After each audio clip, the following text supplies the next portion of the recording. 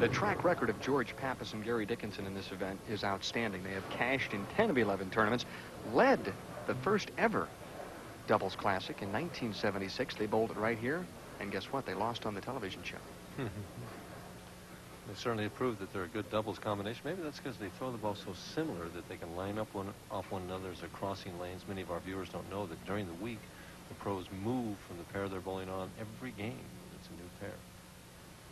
Seventh frame action, looking for his first strike. You said he would strike. I've seen him bowl so many times, so many games, so many pressure matches. And he just delivers when the heat is on, and it is on at this point, as Gary Dickenson would love to step up and double in the 8th and at least put a little pressure on Schegle and Miller.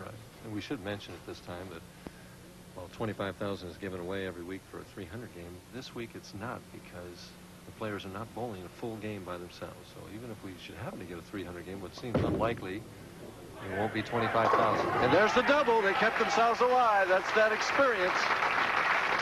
Seasoned veterans, and of course True Value Hardware supplying that $25,000 check. High flush. The 2-pin gets the 4 and 7, but almost went over him. Did you see that? That's as good as a royal flush, isn't it? Boy, he studies this one all the way, and he knows it's good. It's just a question of whether it's going to carry, and yes, it did. See, his body English told you that he was worried about that 4-pin. He was thinking 4 on it. So a big double in the 7th and the 8th for Dickenson and Pappas. Schegle started and stopped and then started again. There's the result. You see, I never like that when that happens to me. If I feel like starting and then don't and then start again, I lose my concentration. I cannot maintain it. You talk about routines, Mike. You get into routines that you go through every single time you step up and you throw a shot. Isn't it better to put the ball down, get back into your reset? And that's what I would have done, yes. Well, Schegle chose not to. Broke up the split. At the 6-10, has it. Ernie obviously struggling just a little bit out there, but Miller and Schegle still lead by 22. As Hugh Miller will shoot in the 9th frame. This is a key shot. This could really open up the door for Ernie in the 10th. Well, there's still potential. 234 to strike all the way out. And the best, if my addition is right, that Pappas and Dickenson can get is 222. Foundation frame. Key shot there, and Miller delivered. Out of Mercer Island, Washington. Yeah, that light hit, he just ripped them apart. That 5 just went flying into that 10. And we've talked about this before. It just seems to me, Mike, like the light hit, in most cases nowadays, just seems to be a higher percentage hit sometimes than the flush hit. It certainly seems to be. That's correct. Must situation for George Pappas. 9th frame, they're 22 pins down. Has to have this one to set it up for the 10th frame for his partner. Well, Pappas has won 10 PBA titles, including the Firestone, so he's been in this position before. Threw it well. Boy, did he throw that nice. Coming off that wrist surgery that you and I have talked about, he completely restructured a couple of tendons in his right wrist. Doctor said, hey, you're going to have to bowl with pain maybe the rest of your life, but right now he looks pretty good. Look at that concentration. Follow through, pressure shot. He's looking at the 10-pin, Denny. That's what he's looking at. He says, oh, did you see that? Oh, yes, he said. Now the pressure squarely on the shoulders of his partner, 6'4" Gary Dickenson out of Burleson, Texas. Down by 12 and cut it to 2 with his first one. And his partner stands up and says, all right. Well, Dickenson was down on one knee. He knew it was a solid shot when he let it go. It was just a question of whether or not it would be 10 in the pit. That's exactly what happened. And you'd never know it by the look on his face. He's just so cool under the heat. One more to take the lead now. They were down at one point, I think, by 48 pins. And you said it was a comfortable lead. Yeah, but we said it's never over till it's over. I lied. That happens out here every single game. That's what makes it such a great game. For the lead. Right, solid. Well, you can't stuff it in there. You can't stuff it any better than that. This is solid 1-3 pocket all the way. All the way. 10 in the pin.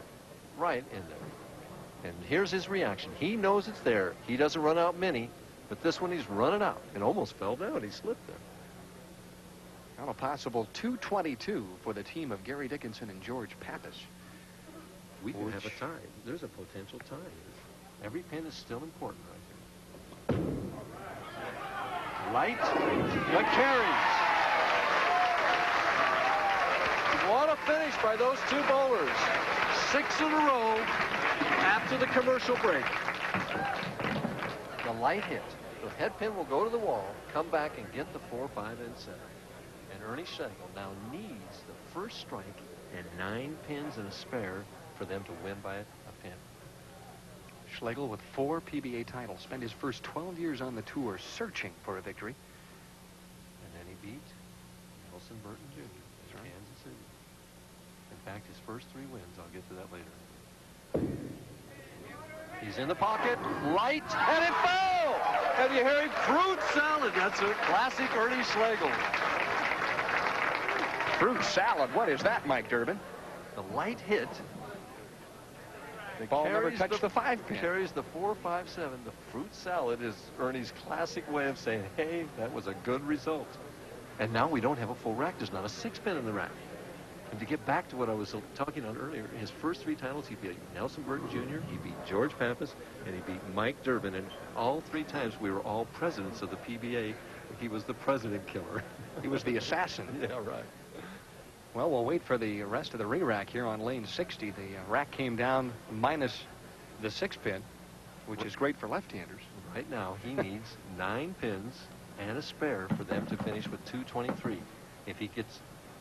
Right, if he shot at this right now, our director just whispered in our ear, there's only 9 out there. If he shot at this. Yes, Kent Samuel said, oh, hey, all he's got to do is knock the 9 down that are there, and let's just go on to the next match.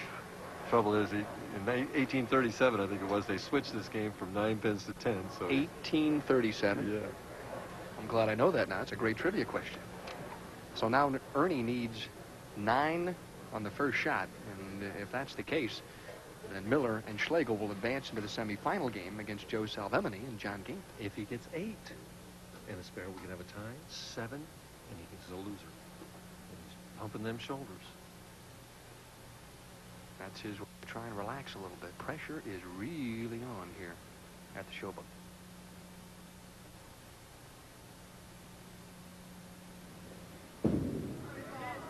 Solid. That's it. Great finish by both teams. Couldn't ask for a better 9th and 10th frame. The tension was there, the pressure was there, and Mike, really all the pros delivered. They all delivered, all 4 of them. And what's a little ironic here is behind the scenes, there's always this kibitzing that goes on between Pappas and Schegle. In the paddock, they're always at each other. Well, Ernie will have him this week. But George Pappas, I'm sure, will bounce back as Schegle strikes. And the final score there, 234, 222. And coming up in just a moment or so, Mike